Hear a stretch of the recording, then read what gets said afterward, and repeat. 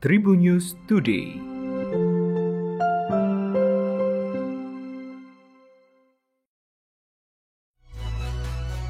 Tribuners, kembali lagi bersama saya Delta Gonzales. Kita awali Tribun News Today dari kabar nasional. Pemerintah meminta masyarakat untuk disiplin menaati protokol kesehatan khususnya saat menggunakan kendaraan umum. Meski PPKM telah dilonggarkan, semua tetap harus waspada. Menteri Komunikasi dan Informatika Johnny G. Plate mengatakan, masyarakat mulai melakukan kegiatan ekonomi dan perjalanan dengan menggunakan kendaraan umum, misalnya KRL, MRT, serta bus. Pemerintah Provinsi DKI Jakarta tidak lagi membatasi jumlah penumpang di dalam transportasi umum setelah Jakarta menerapkan PPKM level 2. Meski angkutan kota di DKI Jakarta diperbolehkan beroperasi dengan kapasitas maksimum 100%, kapasitas maksimum KRL tetap hanya 32%.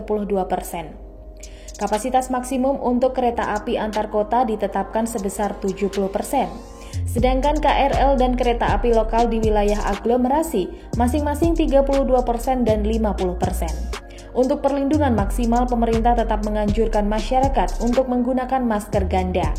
Masker yang berdaya saring tinggi, pas di wajah dan nyaman bernafas adalah pertimbangan pemakaian masker yang utama. Ketua Gembong Narkoba paling dicari di Kolombia, Dairo Antonio Usuga, berhasil ditangkap angkatan bersenjata. Dairo atau yang lebih dikenal sebagai Otoniel merupakan pemimpin geng gembong narkoba Autodefensas Gaitanistas de Colombia atau The Gulf Clan. Dikutip dari Al Jazeera, Otoniel ditangkap pada hari Sabtu 23 Oktober lalu di sebuah daerah pedesaan di wilayah Uraba. Presiden Kolombia mengatakan penangkapan Otoniel adalah pukulan terbesar bagi perdagangan narkoba di negara itu sejak kematian Pablo Escobar. Otoniel menghadapi tuntutan pidana di Brooklyn dan Miami di Amerika Serikat atas tuduhan mengoperasikan perusahaan kriminal yang berkelanjutan, berpartisipasi dalam konspirasi perdagangan kokain internasional, dan menggunakan senjata api untuk melanjutkan kejahatan perdagangan narkoba. Sebelumnya, pihak berwenang telah mengejar Otoniel selama bertahun-tahun, membunuh sekutu, menangkap anggota keluarga, dan mengejar keuangannya. Kolombia telah menawarkan hadiah hingga $800.000 Amerika Serikat untuk informasi yang mengarah pada penangkapannya. Sementara Amerika telah memberikan hadiah sebesar $5 juta untuk kepalanya. Tribuners, Eva Celia kini dikabarkan akan segera menikah pada 2022 mendatang. Sofia Latjuba mengungkapkan rencana pernikahan Eva Celia dan Demas Narawangsa akan digelar di dua negara. Acara pernikahan akan digelar di Jerman dan resepsinya di Jakarta. Pernikahan akan diadakan di Jerman karena keluarga mereka sebagian besar berdomisili di Jerman. Namun rencananya untuk acara adat sebelum pernikahan akan dilangsungkan di Indonesia.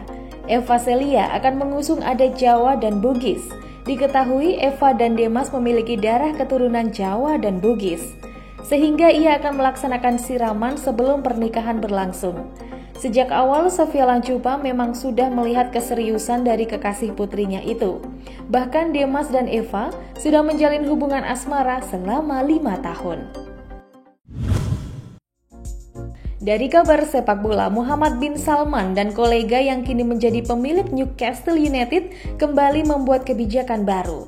Salman dan kawan-kawan memutuskan untuk mencabut imbauan soal pakaian atau atribut yang dikenakan supporter saat mendatangi laga Newcastle United. Hal itu merujuk pada tingkah beberapa pendukung yang datang ke stadion dengan mengenakan atribut khas Timur Tengah.